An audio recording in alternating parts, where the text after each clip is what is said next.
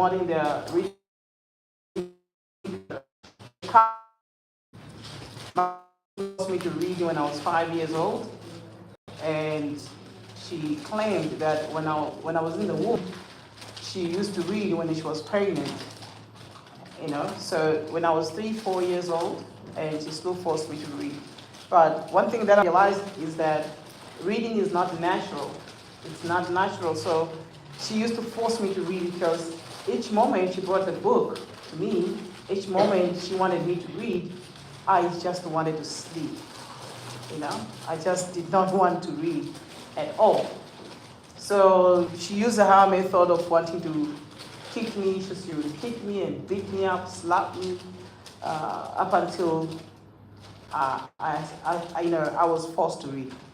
So over the years, I started having this kind of obsession where I would want to pick up anything that has words, because books, that time, anything that had words was expensive. Like a newspaper, you have to buy. A book, you have to buy. If you have to go to the library, you have to be, sometimes at any age, they have to take you there, and it's not easy, and it's too quiet.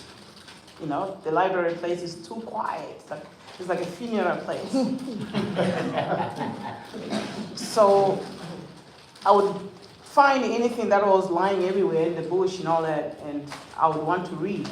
So over the years, I saw that there was a suffering from my family, suffering of me, no food, no one. So each moment I pick up something and try to read, there was like a concept, there was like an idea, So I started making sweets using, sugar and sell sweets, Over the time, I wanted to be a writer because I was inspired to write. So I try to approach offices where they do where they publish books, and allow me to go into the publishing company, because the way I didn't look handsome enough to be walking through those offices. So then as I read so much, each time I read, so most of the time when I read something, like let's say for example, you read a book, a Bible or anything, that's unrelated to the solution, or what you want to solve to the problem. But as you read, something would come. It's almost like atoms, it's almost like molecules. Something just jump into your brain.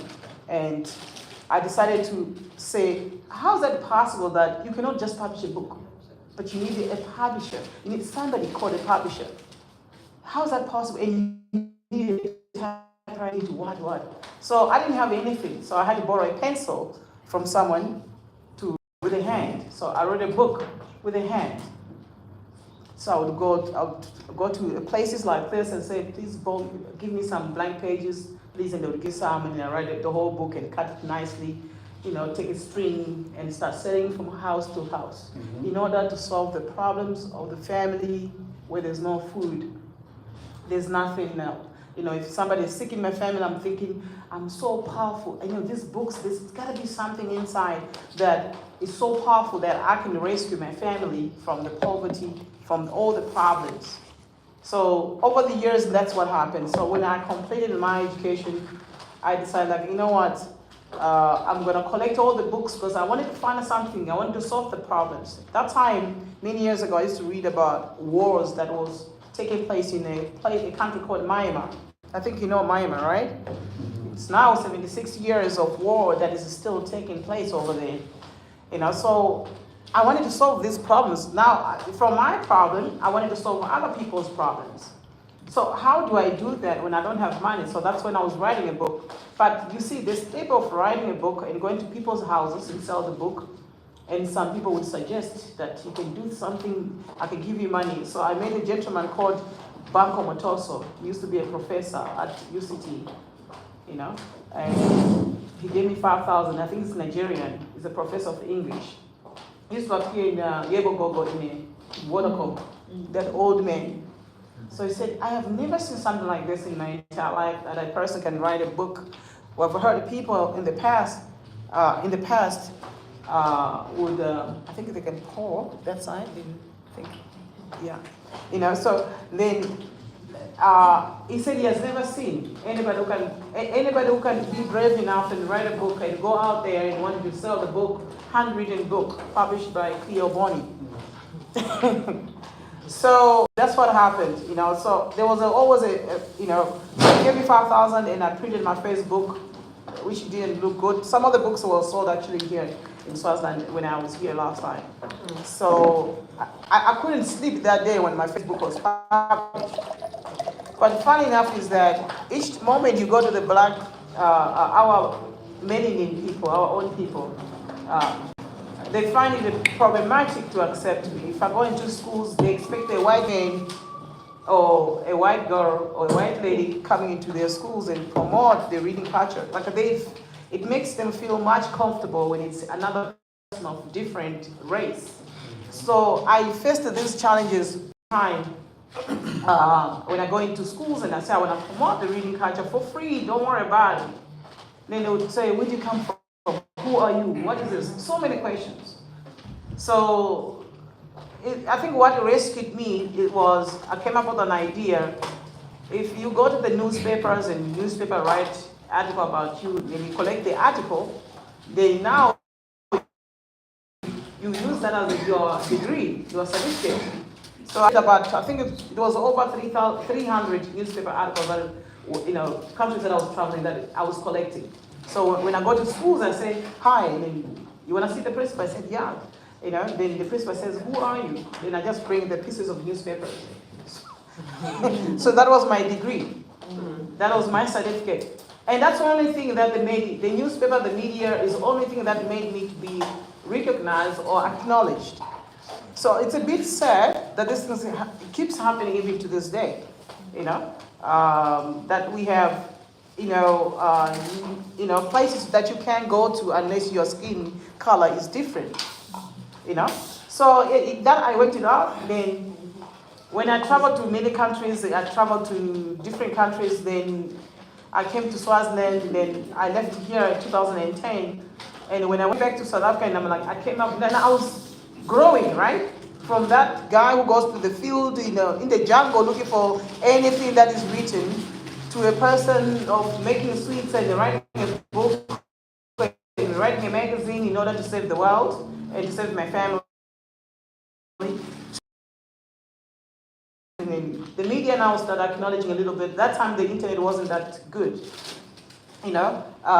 Even in some editors, some other times, like this, they can't write about something about like me, because remember that company. This is a major problem that we don't think cannot be recognized out there because it's not China, you know. So these are the challenges that I was facing, you know. So when I came here, I left and I said, you know what, I've done creche, primary school, you know, house to house, talking about the reading culture and how it can change and how powerful this is. I started thinking if I'm going to go to the libraries. And at some point, I stole some of the books from the library. You know, I was a library thief. So, and over the years, and then that's when I started, okay, I can go now to university, right? Why am I speaking? I want to find out now what is this institution called a university?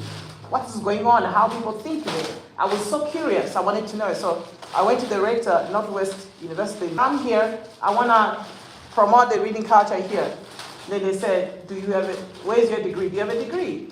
I said, no, I don't. And they said, these people are studying for a degree.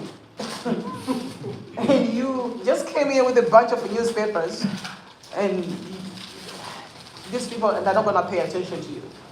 So then he said to me, go fetch some forms and, you know, maybe you'll be admitted. I did not even understand what was going on. He just said, go pick up papers there and sign here. I was in his office. Then he said, he also said the same thing. I've never seen somebody like you who have collected all the newspapers about himself, and you come in here and say that you want to promote the reading culture in the university. Go pick up the forms there. I know you're brave, and apply for this international relations. So then you can speak to the students at your level. They'll listen to you, you know. Then I ended up, the following year, I was admitted. I did not want to go to university because I heard there's a matrix. I don't know if you guys know what a matrix is about. Matrix is when you go to university, they put you like this. You can't do this. You can't fix your tap because you say you're not a plumber. You didn't study for that. You can't fix your door because you think, oh, man, you dress like this. How can you be touching the door and you call another person? So you can do so many things. But the problem is that we Africans were heavy-headed. Other races are light-headed. That's why I'm able to concentrate. So even if you study, you're still heavy-headed. So that's a major problem that I faced. So I picked up the forms, then I was admitted. Then I was at university. So what happened at university at that time? I studied for so many degrees, so many degrees, that they told me that now when I was trying to look for a job to stop what I was doing, they told me I'm overqualified. So that's a major challenge that I'm facing right now, that they said education, they didn't say how much education, right? That's why I just went all out, And because I was doing the reading culture and I could write anything. Even my first year, I was already writing thesis for the master's degree students and for PhDs. And I was making money because who's going to pay my school fees? So I devised this way to make money, and I thought, oh, what do people need? Then I looked at the needs. Then I saw so many people cannot write their own assignments, and essays, and theses, and proposals, and how to come up with a topic, how to do research, how to create a questionnaire. Then I said, I can make money, I think here, then I can survive.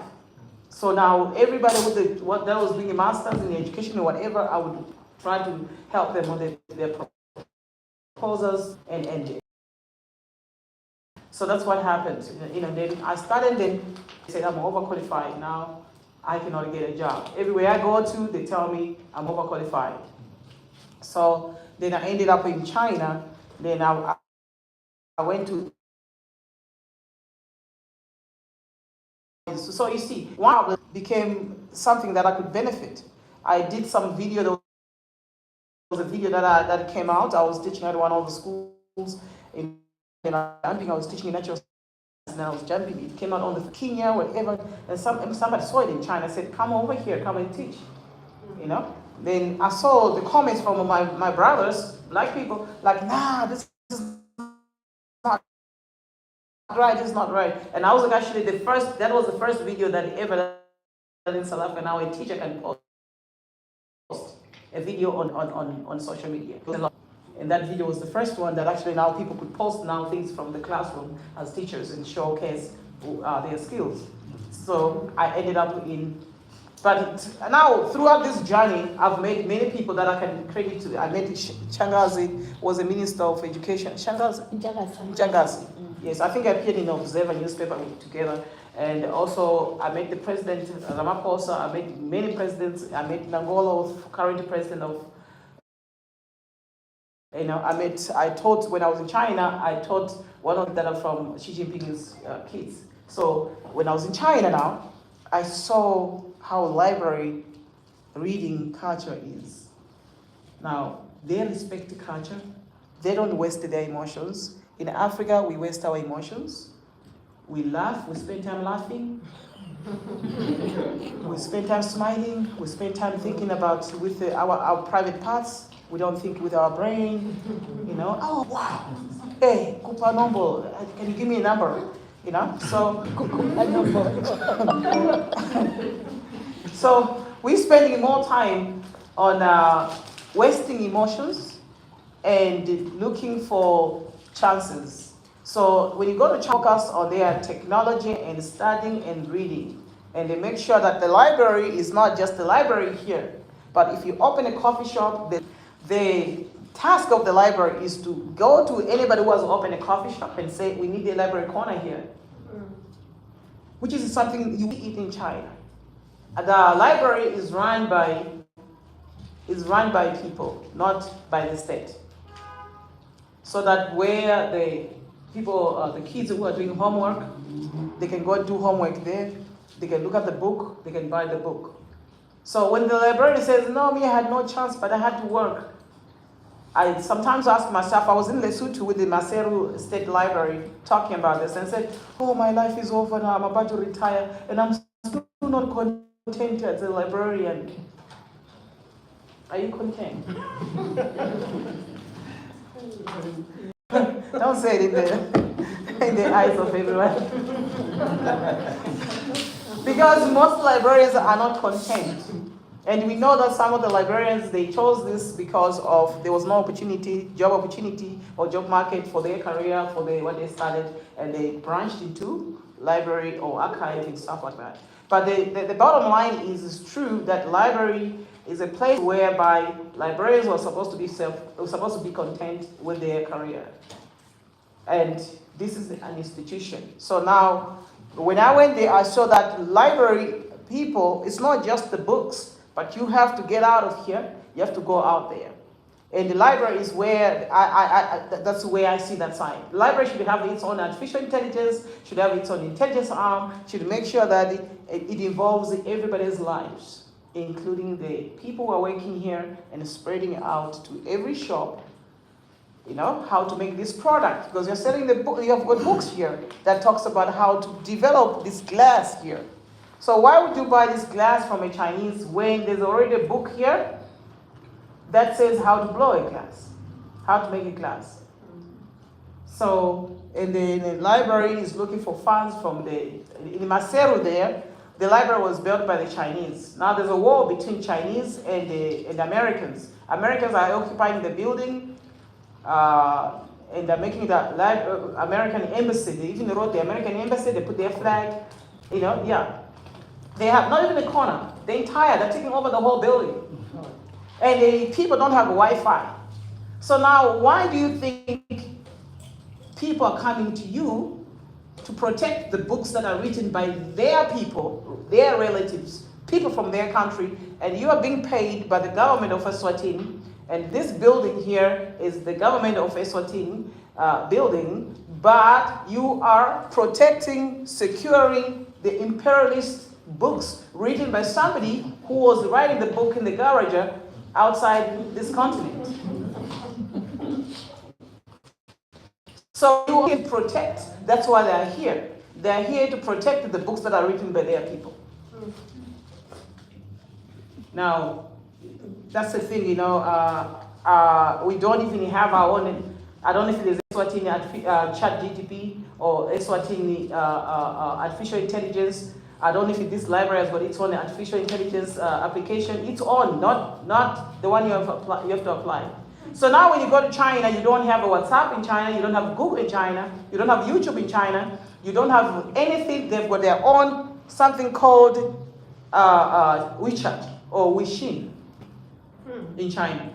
Why? Because they gotta use the skills that are in the country. Just like you have a Eswati Observer, you've got Eswati TV. Why can't you have your own platform for the Eswati people?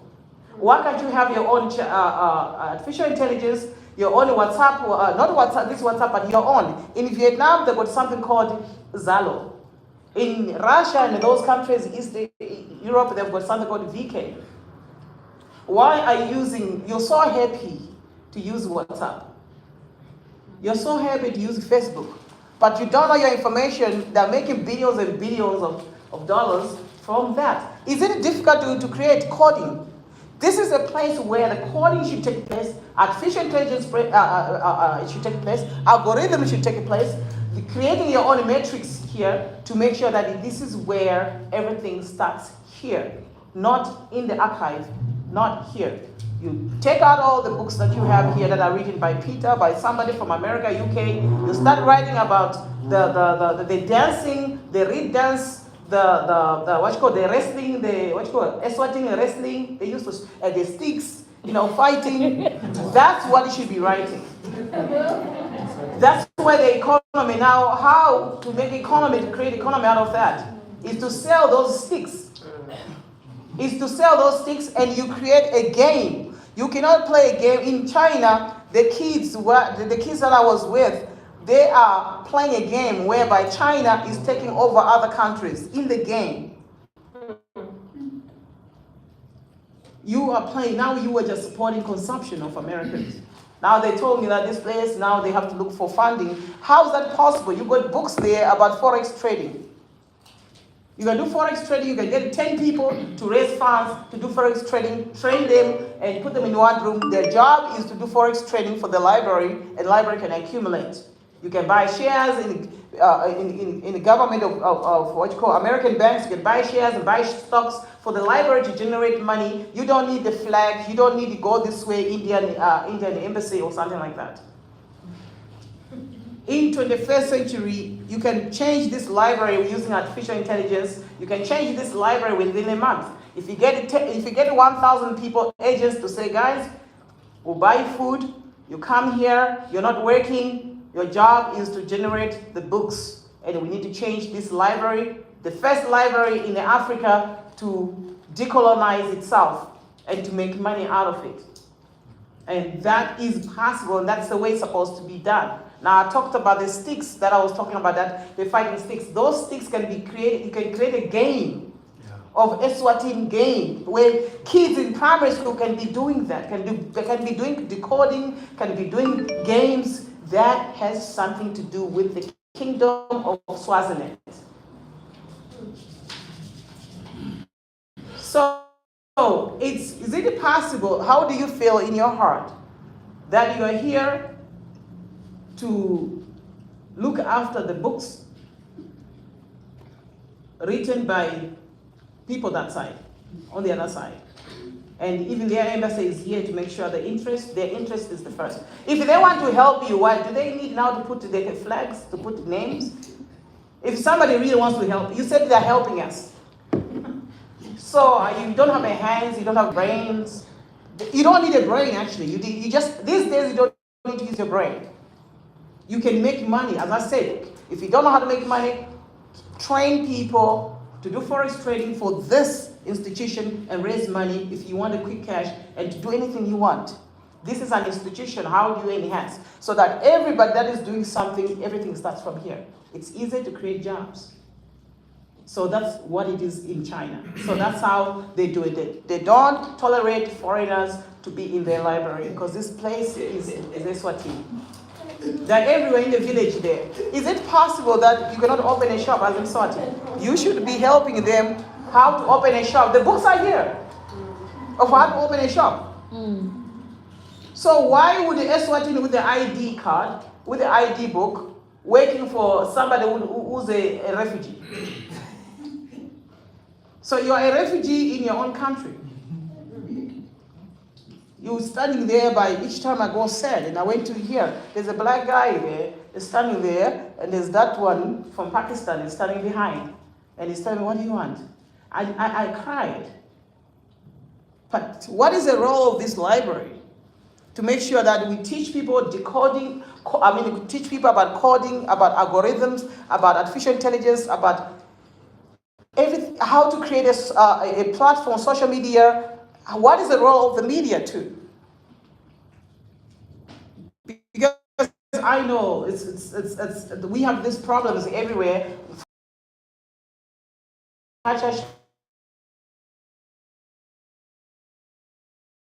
Everybody is that is only working with artificial intelligence, nothing else. The ambassador of Eswatini in Washington or there in Beijing, what happens? They send 100 or 200 Chinese to open a business here. But do they send also 200 Eswatini to go there and open a business?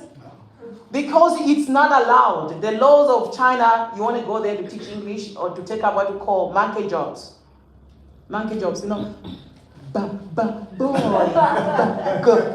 girl. You teach English, and then they call them monkey jobs because you use total total physical response, TPR.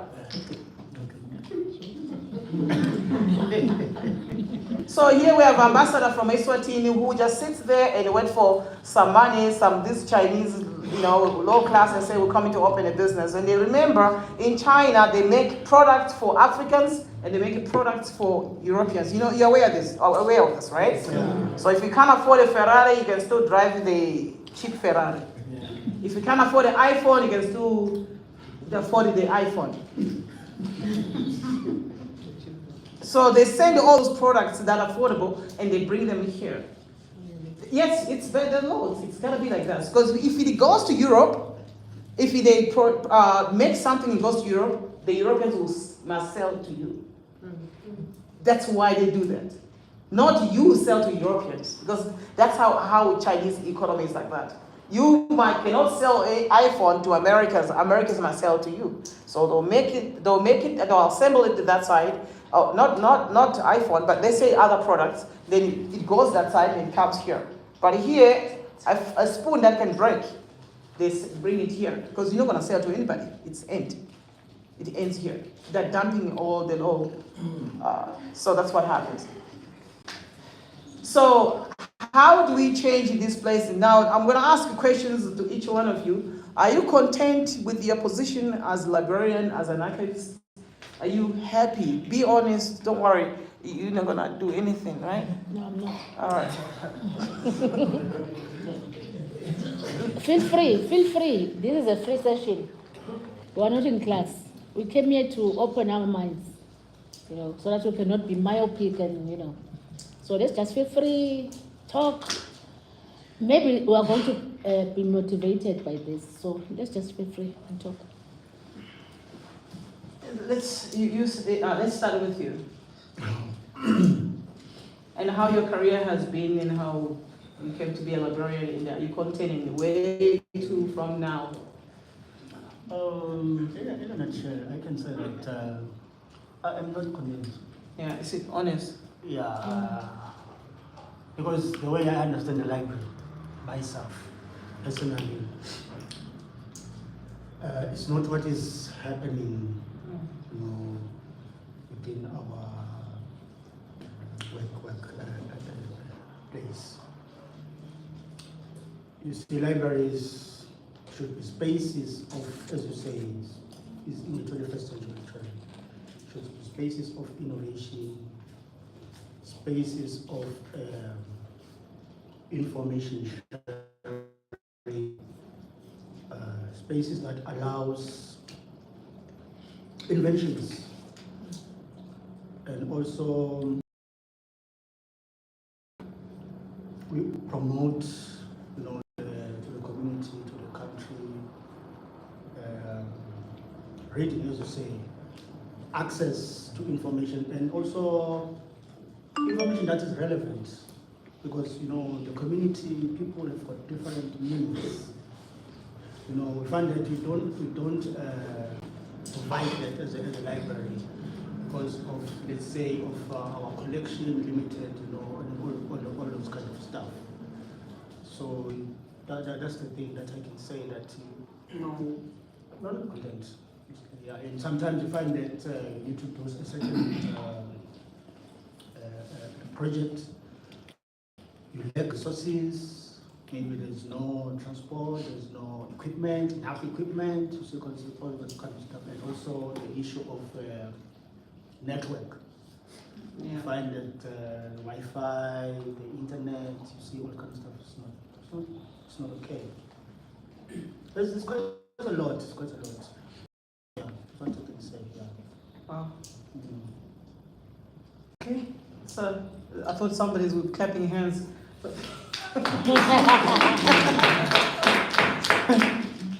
Yeah, next. Where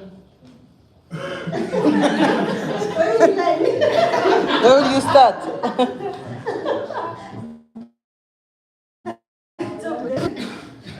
No, anyone else, because we don't have much time left, Yeah. so let's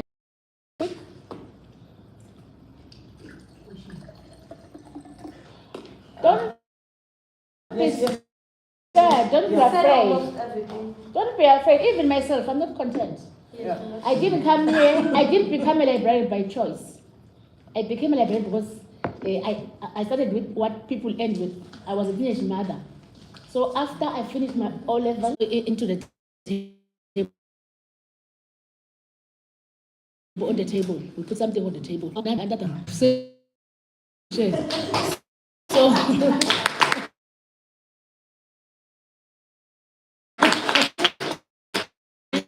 Say something.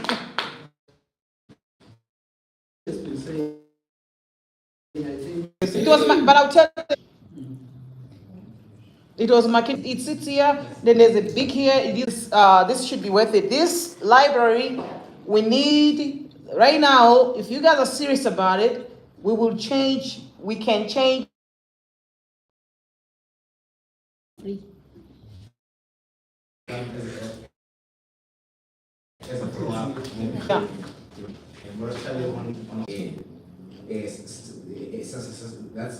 Sustaining also involves in itself, or it entails development.